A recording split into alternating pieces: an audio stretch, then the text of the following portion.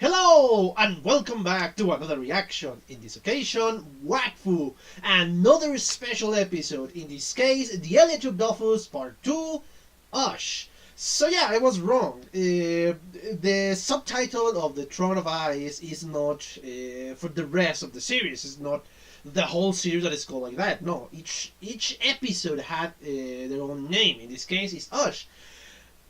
In the last one, it was kind of clear of what it was referring to. Obviously, the count and the eyes and all that. Yes, this one I have no idea what the hell is about.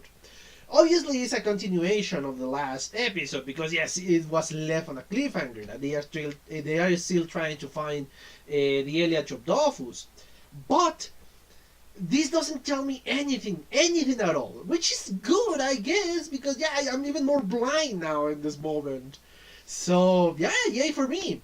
Anyway, yeah, once again, I have to be thankful for Mana Per or Per. I'm not sure how to pronounce your name because yes, I'm recording this even before I publish the last one. So yeah, hopefully I'm pronouncing it correctly. Hopefully, if not, again, correct me in the comments, please. Anyway, yeah, thank you so much again for another great contribution to the channel. The quality of the video is unbelievable. When I start downloading the file from the Mega, good lord, I think it was 3 gigabytes or 2.90 gigabytes, something around those numbers, which is a lot for a video or a 45-minute video. It's a lot, and I mean a lot of information. But anyway, yeah, I'm so thankful for that, guys. Thank you so much, Mana. Thank you. It really, it's just helping the channel a ton with this one. But anyway, yeah, I don't think you're here for hear me rambling about this, just to watch the video. So yeah, let's just cut all of this and watch the next special, shall we? What? Okay, I'm back. I just watched second time the second special of the Search of the Eliotropes, the quest for the Eliotropes. Sorry, and in this case it was named Ush. Again, at the beginning I had no idea what it was. I didn't know who Ush was, or if it was a he or a she, or even an event or a race. I had literally no idea what the special was about, and even the title is kind of deceiving. I don't know if it's the correct word. Here we have, just like last time, the point of all of this is to recover the Dofus eggs. The Eliatrop Dofus eggs, sorry. The Eliatrop Dofus. The first two were in possession of the Count in the Ice country. Frigors, I think is the name of the place. They recovered those, hence the name of the Throne of Ice. Ush had the other two in another dimension, and it's just cat-like figure. And I think all of this character is the son of Master Joris. So yeah, this kind of adds complication to the business. And the next one, I have no idea. I don't know, because there is no more quest for the Dofus, the Eliatrop Dofus, because they recovered the 6 of them. Which is kind of weird, because technically, I don't know if perhaps the Dofus exist within the world, even without the recipients or the people that are, well, not people, the beings that are inside the Dofus. Because yes, Chibi and Gorgol are alive, and of course Hugo and Adamai are alive. So yeah, we have 4 less. We have of course the other. Well, Kilby is not supposed to be. No, wait, he's in this world. I'm completely confused in this moment. My guess is yes, those eggs exist in the world, even without the beings inside of them. They exist, they open, and they kind of close again and get closed, getting ready to receive the beings that they support in the future. That is how I interpret all of this. That is how I see everything. And of course the Dofus still holds power, even though well, is not available. And of course, the only one who can really use the power is another Eliatrope, or one of the dragons that are original, or the brothers or sister of the other, of the Eliatropes, of the original Eliatropes. That's how I see it, because yes, they even mention in this special another 6 elemental Dofus, I think they were called. And yes, you mentioned some of those in the Ogre's special, in your commentary, that yes, the egg that was inside of that ship was actually not one of the Eliatropes Dofus, it was one of the elemental Dofus. So yeah, there is a lot of lore in these few episodes. In these 3 episodes that I have watched, is the Ogre's special and the first 2 Quest for the Eliatrope specials. So yeah, there is a ton, and I mean a ton of lore in this one. Hell, I am a lot advanced enough in the freaking commentary, and I haven't even spoke about the episode per se. So yeah, that speaks volumes of the amount of information that is being given to us in these 2 specials. But of course, entering into the episode is kind of explanation of what happened to Master Joris. In this case, he was frozen, and he was kind of the hero collection of the Count, thanks because he was deceived. And yes, it's a lot of problems that they had. They were captured because they were, I don't know if they were deceived or they were complacent, because yes, they say, oh, leave the door open. And of course, I don't know if that will have been a better solution, to close the door and will be more violent and will be more ready to be well, to attack or something else. So yeah, it's a lot of convoluted stuff. Or perhaps the brother was possessed from the beginning, and that, yada yada yada. It's very complicated to understand this, and there is a ton of theories that are running through my head.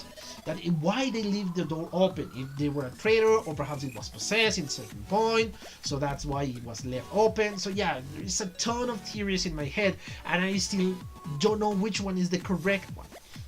Anyway, yeah, we saw the capture of Master Joris and his sons, because yes, apparently all of these are their sons, and that includes Ush, another cat-like creature.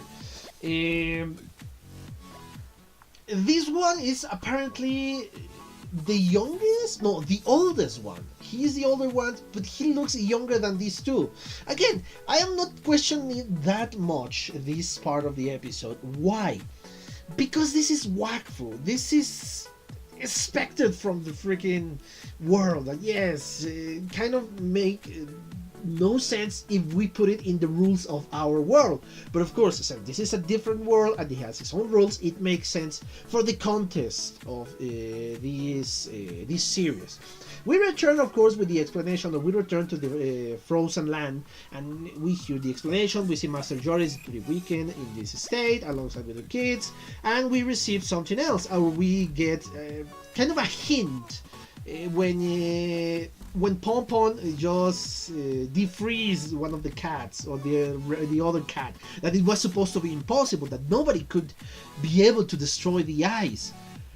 But the explanation is given to us, it's unbelievable. Before that, I have to say this. The first time I watched the episode, the joke, after of course Goldchar speak to Pompon, and only to him, trying to say, oh, there is something important here to have to tell you. And yes, we saw the resolution of the battle between Rusho and Goldchar. Of course, Goldchar kicked his ass. Yeah, the joke. The first time I hear the joke that Robilak said that, oh yes, it's a secret that we will keep hidden everywhere from the beginning, that Pompon is a woman. I was shocked for the first time, and honestly, that wouldn't have surprised me in the least, because yeah, it is unbelievable. And yes, thanks to the potion that we saw in it's not Bonta, is, oh, I forgot the name of the city, when they play boofball. Oh crap, I forgot the name of the city. Okay, I'm gonna put an annotation here. Yeah, this city. Anyway, yeah, when they were there, we have the potion that changed gender, that changed sex. So yeah, it isn't that possible, but it needs to be a little bit more complicated than that. But of course, it was a joke. I appreciate the joke more in the second viewing. Of course, you didn't saw that, but I laugh a lot more to said joke. I was expecting it, but it was funny because it lacked of the shock factor that, oh my god, this is real. Anyway, the reality was a lot weirder. A lot, and I mean a lot more weird. Actually, Pompon is the Yop god. Or to be more precise, the reincarnation of the Yop god. Good lord, this show is still throwing me that thing. Oh man. Seriously, show. Could you calm down for a while? In the last few episodes of the second season, and of course, in these episodes, well, specials, whatever you want to call them, it's throwing me information bombs like no other. First, Hugo is actually a king, Kilby is evil, now, of course, Goltar was supposed to be the Yop god, and now, no, it's not true. Pompon is supposed to be the Yop god. Seriously, show, calm down. I need a lot of more breathing space, please. Yeah, it was shocking to know that he actually was the Yop god. Something that nobody expected. Nobody, seriously. And the implication that it has. Yeah, Goltar is supposed to be the son of the Yop god. I don't know exactly what happened to him. I don't know exactly what happened to the original Yop god. My guess, it wanted to live a mortal life and it wanted to be mortal, so he died and lent his power to his son, which is technically the master of Pompon, so he's technically the master of his own father. Yeah, it's very complicated because, yeah, obviously Pompon didn't have any other children. Pompon, as the character that we know from season 1 of Wakfu, the children were had by the old god, and my guess is he died, gave the power, and he was resurrected. He's gaining the memories of his past life. That is my guess, that is what we're seeing. And yeah, it is still weird when you think about it. That the one giving orders to the Yop god is another Yop god that just he has the land power of the Yop god, but actually the Goltar, who is the new Yop god, is giving orders to his own father, which is the original Yop god, in this case Pompon, which is a lot younger than his son, and yeah, it's completely convoluted at this point. But it's fascinating to think about it, to analyze all that is happening here. So yeah, it is fascinating and it is a lot of information. But anyway, before we're getting too deep into that information, way too deep into what we're seeing in the frozen continent, or whatever you want to call it, we met another character, in this case Echo, which is supposed to be the sister of the, well, I thought it was the sister of the Count. I don't think it's the sister per se. They don't call themselves sister or brother or whatever you want to call them, siblings, because they are united in trying to protect the world of 12. So yeah, it is kind of weird in this moment how this functions. But anyway, all these people, well, I don't want to call them people because yeah, they are demigods actually. They are the sons of daughters of a god, just like Adamai is the son of the Wakfu goddess, I think it is the name. And of course, Otomai is the son of the Feka goddess. So yeah, it's all of these immortals that are roaming in the world. Again, it's a little bit weird when you think or you put it in the context of our world, but of course it makes sense for this world. But what intrigues me is that she looks menacing. Don't get me wrong. The design of this woman, Echo, is very cool. It's good looking. It's badass. I love it. But it doesn't look like a hero, or it doesn't look like a good person, let's say. But she's not willing to fight them. She doesn't want to fight Adamai and Otomai. Okay, never mind. They don't. She doesn't want to fight them. She is willing to part with the Dofus because yes, they belong to Adamai, or to his people. So yeah, that's why he wanted to protect the eggs. But here is creating a moral dilemma without much effort. Is something I appreciate. That is not hammering down that yeah, I know we're the good guys or we're the bad guys, and the heroes will always be right, and we always follow the path of justice or anything like that. No, it's creating dilemmas that yes, you want to collide, and again, this is my interpretation of what I understood from this episode. You want to collide the 6 Eliotrop's eggs against the 6 elemental or fundamental Eliotrop, not Eliotrop, the Dofus, sorry. The elemental or essential Dofus. And it's obviously going to release a lot of power because yes, these are sources of tremendous power. So if you collide them, you're going to end up destroying the world of 12. So they are technically protecting the world of 12 by stealing the eggs from the people who wants to use them. In this case, Bonta's kingdom against the ogres. That is what I think it's going to happen, or what they planned to happen. If I interpret everything I see here correctly. She said, okay, take it. Take them. These are yours. But we're sure that you're going to make the right decision when it comes to this. Because yes, the world is in complete danger for this situation. We're still not sure what is the real danger. If it's the ogress, or if it's another enemy and somebody else is manipulating everybody behind the scenes, or if it's Echo, or if, I have no idea. And of course, in this moment it revealed the true identity of the fake Master Joris. So yeah, this gives me so much to think about. So what is going to happen? How this is going to be resolved? Or if this is going to be resolved in the specials, perhaps it's going to be taking place in the 3rd season, and we're going to see a lot more stuff in the 3rd season related to this. Or perhaps it's just so you'll be ready. I don't know.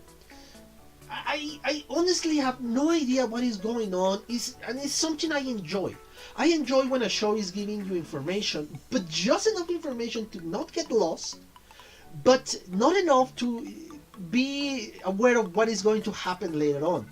Because yes, it's giving you information, but just enough information to ask more questions, to be more invested into the world, and of course to be watching more of the show. So yeah, it's wonderful because that is clever writing and is good writing, which is something I enjoy.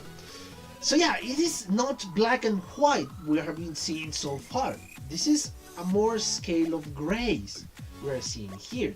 Or perhaps I'm just seeing that scale of grays, which is something I want to see because yes, I really love this cartoon and I love the writing and I love everything related to it.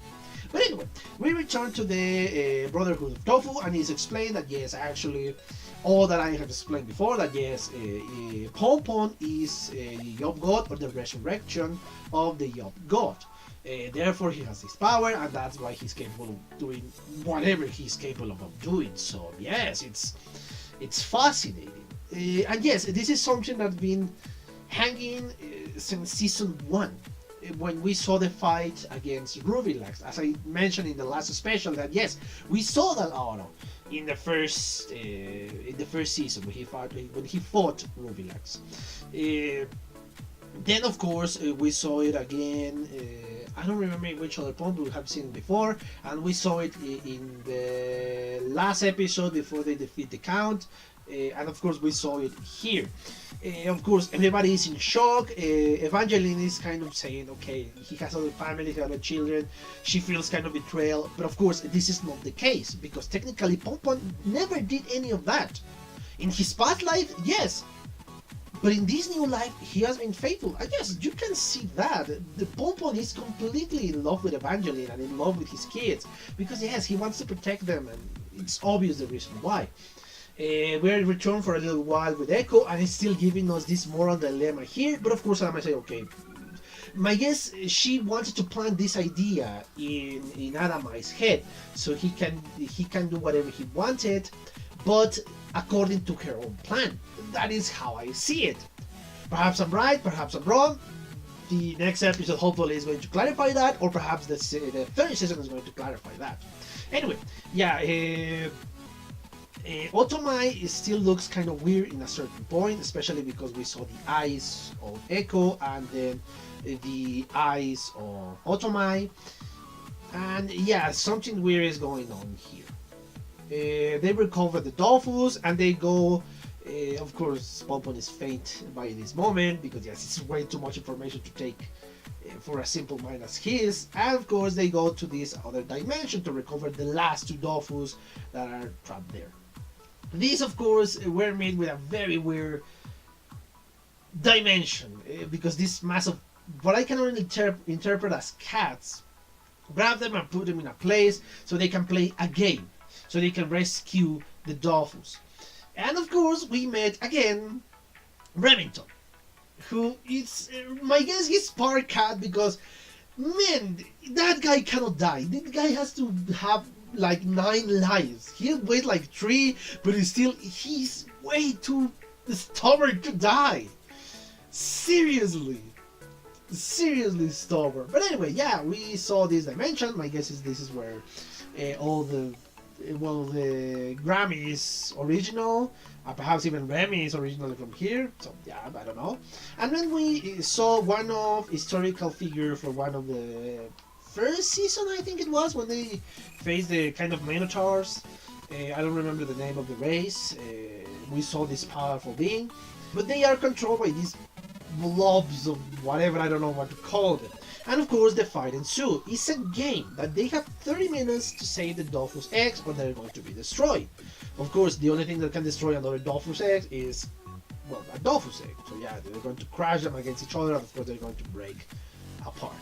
The games begin and yeah, it is, well, before that, of course, they return to Sadida. A little bit of banter and we saw fear in Pompon, something that is weird to see him because yeah, he's just brave and charging up front to the battle and all that, but he's not used to this. He doesn't want to think ahead because yes, if he's a god, what is going to happen with his family, what is going to happen with Evangeline, what is going to happen with their kids? So yeah, I understand why he's afraid of everything. And they return to the kingdom of Saridad.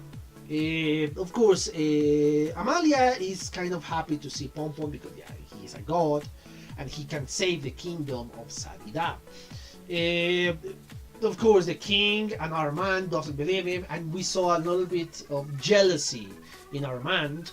But still, I don't know if this is going to go someplace else, if we're going to carry these someplace else and we're going to have Armand again as a villain or something like that, or something just to give him a little bit more of characterization, a more realistic view of life for Armand. Anyway, yeah, she's happy, they don't believe him, and of course a proof is needed, and of course it's given, because yeah, Pompon in this moment, thanks to his divine aura, let's say, he's invulnerable to damage. His attack, nothing can touch him. Nothing. So yeah, it's asked that yes, please help us to save our kingdom. Pompon left the place without letting the king finish. And I understand Pompon in this case. I'm gonna speak this in the end because yes, we return to the battle between Hugo, Joris, and the rest. It is a very interesting battle because technically they don't have to defeat all of the people that are attacking them. They just need to grab the eggs, and that is the end of the game. Of course, it's not easy because the way the game is played is to, if you win, you're going to win after 30 minutes, if you win. So yeah, it's designed for them to lose. And it's a very spectacular battle. We saw, of course, that, yes, these two cats, the sons of Master Joris, are not as weak as I thought at the beginning. No, they are pretty strong. And they are pretty skillful. So yes, we saw a very interesting battle that has a lot of traps, a lot of sacrifice, because in a moment one of them sacrificed himself so he can defeat one of his brothers, even if it's from another, I guess, mother. But yeah, it is a very interesting battle because the battle is in essence not important. The important thing is to save the Dofus. But it's treated very exciting because even with the last grade of sand is falling, it's just, oh my god, it's going to make it, it's going to make it. Yes, you know in your mind that yes, they are going to make it. But the tension that they make you feel from the last battle of what happened in a few minutes ago, it's enough for you to be doubting that. To be saying, oh god, are they going to make it? Are they going to make it? So yeah, it is a very interesting one. Of course, they make it. They destroy the statue, which, of course, the first time they grabbed the eggs, they were fake, and of course, they didn't know where the eggs were. But thanks to subtle clues that were given during the battle, of course, you got to do that he was inside of the freaking statue. He destroyed the statue, and of course, they saved the Dofus. In this moment, we're presented with more moral dilemmas. Because, yes, he is defeated and he's giving information. Now, you can ask me one thing and I'm going to answer you that faithfully, but only that. He has asked, I think, for perhaps the worst question. A more sentimental question. In this case, you ask for a more sentimental question. Where is Adamite? Adamite was safe. Of course, Hugo didn't know that. Hugo was worried for Adamite, so I'm not blaming him for asking said question.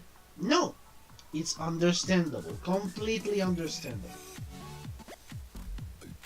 The important one is to know who is behind all of this. But anyway, we don't receive that answer. They recover the Dofus and they return to the Sarida kingdom. Before that, when Pompon abandoned the throne room, I guess it was, or the courtroom, I don't know exactly what it was. Of course, Evangeline goes after him and say, okay, you disrespect the king. Which is a little bit weird because, yeah, a god has a higher status than a king. So, yeah, a god can do whatever they want. But, yeah, I understand everything else here. And, yeah, I agree with the point of view of Pompon that he has sacrificed so much and he wants this happy life. That, yes, he loves adventures. But he wants his happy life too. Because he got used to said happy life. With Evangeline and with their kids. But on the other hand, Evangeline is correct because she's saying, yes, but you are not the Pompon I fell in love with, because the Pompon I fell in love with is brave and he's always trying to willing to sacrifice himself to save others. So yeah, this is something that you need to do as a Job god, not only as Pompon but as a Job god, because you have the power to save people. You should use that power to save people. And yes, this changed the mind of Pompon in a certain point. He's willing to do whatever it takes to save the people. And the first part, of course, you suspect something when the kids are in his shoulder and they are crying or they look sad, but still you don't know exactly what is going to happen. Perhaps it was the first thing I saw, it was kind of a Hercules thing at the end of the Disney movie, that he's going to go back to Mount Olympus with other gods, but no, it's something different. Yeah, of course, everybody goes away because yes, now Pompon is going to enter into action and save everybody. He raised the entire kingdom of Sarida. When you think about it, it's crazy, but again, when you think even deeper, yeah, it's completely possible to do for a god.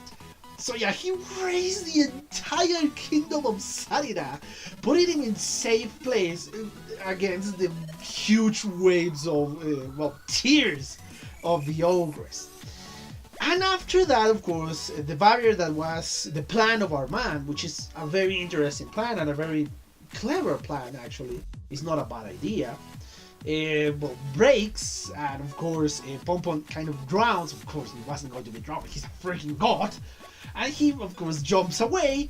But instead of returning to Evangeline and their kids, he goes away to fight against the Ogress. Of course, the kids knew this, and that's why they were crying. They didn't want to tell him to his mom because obviously she was going to object, and she wasn't going to be okay with this.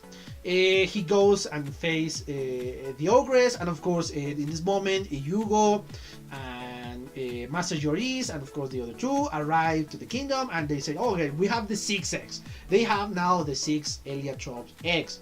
So, what is going to happen next? My guess is Hugo is going to go after Pompon. I don't think Hugo is going to abandon Pompon and say, "Oh yeah, sure, he's going to deal with him." No, he's going after him. The question is, are the rest going to go with him?